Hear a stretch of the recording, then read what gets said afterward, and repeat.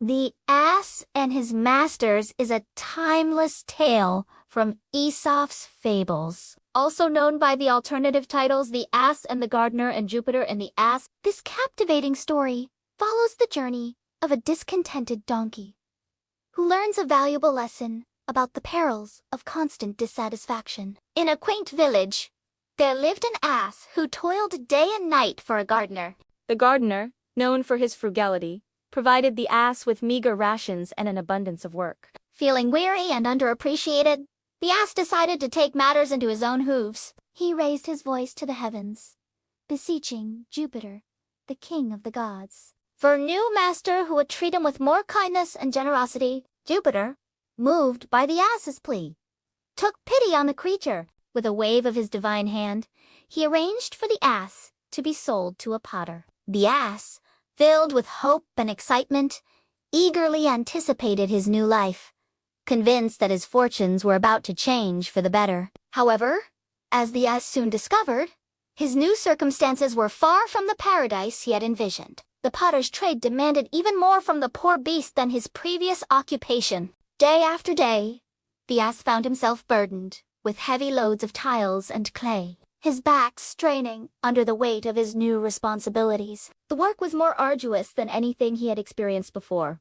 and the ass began to long for the relative ease of his former life in the garden. Desperate and disillusioned, the ass once again turned his eyes to the sky, imploring Jupiter for mercy. "Oh, great Jupiter," he brayed, "I beg of you, grant me a kinder master. Surely there must be someone who can treat me with the compassion I deserve." Jupiter, amused by the ass's persistent folly, decided to grant the creature's request one final time. With a mischievous twinkle in his eye, the god of gods arranged for the ass to be sold to a tanner. At first, the ass was overjoyed. He reveled in the novelty of his new surroundings, convinced that this time he had finally found his ideal situation. However, his elation was short-lived. As he observed the nature of his new master's trade, a creeping sense of dread began to overtake him. The tanner's workshop was a place of grim purpose, where animal hides were transformed into leather. The ass watched in horror as his fellow creatures' skins were stretched,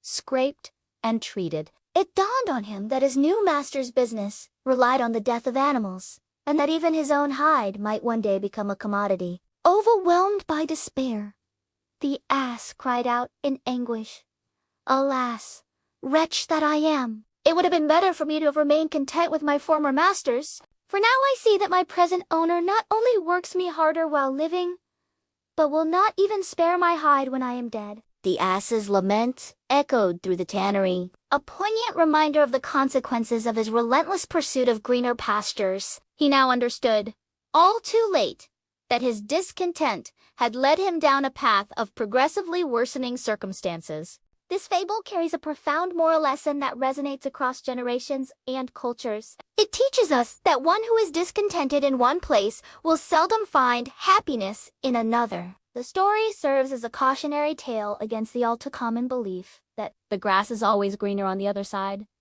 Through the ass's misadventures, we are reminded of the dangers of constant striving for change without appreciating our current situation. The fable suggests that such restlessness can lead to a downward spiral, where each new circumstance proves more challenging than the last. The wisdom imparted by this tale encourages us to find contentment in our present circumstances, even when faced with difficulties. It reminds us that the challenges we currently face may pale in comparison to the unknown hardships that await us. If we constantly seek to change our situation without careful consideration. Throughout history, the ass and his masters has been interpreted in various ways, reflecting the social and cultural contexts of different eras. In times when slavery was widespread, the fable was often applied to the dissatisfaction felt by slaves, serving as a warning against the perils of seeking a new master. In more recent times, interpretations of the fable have broadened to encompass a commentary on human nature's general instability and the folly of constantly seeking change without due consideration. It speaks to the universal human tendency to believe that a change in external circumstances will lead to greater happiness, often overlooking the value of what we already possess. The story of the ass and his masters reminds us of the importance of gratitude and perspective in our lives. It teaches us to appreciate the good in our current situations, even as we strive for improvement. The fable encourages us to weigh carefully the potential consequences of our desires for change, lest we find ourselves in circumstances far worse than those we sought to escape. As one version of the fable concludes, "Servants don't know a good master till they have served a worse." This pithy statement encapsulates the essence of the moral, highlighting the value of experience in shaping our appreciation for what we have. In our modern world, where constant change and the pursuit of better opportunities are often glorified, the message of this ancient fable remains remarkably relevant. It calls us to pause and reflect on our motivations for seeking change, urging us to cultivate contentment and resilience in the face of life's challenges. The story of the ass and his masters invites us to consider the wisdom of bearing present difficulties rather than risking even greater hardships. It reminds us that true happiness often lies not in changing our external circumstances, but in changing our perspective and finding value in our current situation. As we navigate the complexities of life, with its myriad choices and opportunities for change, the lesson of the discontented ass serves as a guiding light. It encourages us to approach decisions with wisdom and foresight, to appreciate the good in our present circumstances, and to recognize that the pursuit of constant change may lead us further from, rather than closer to, the contentment we seek. In the end,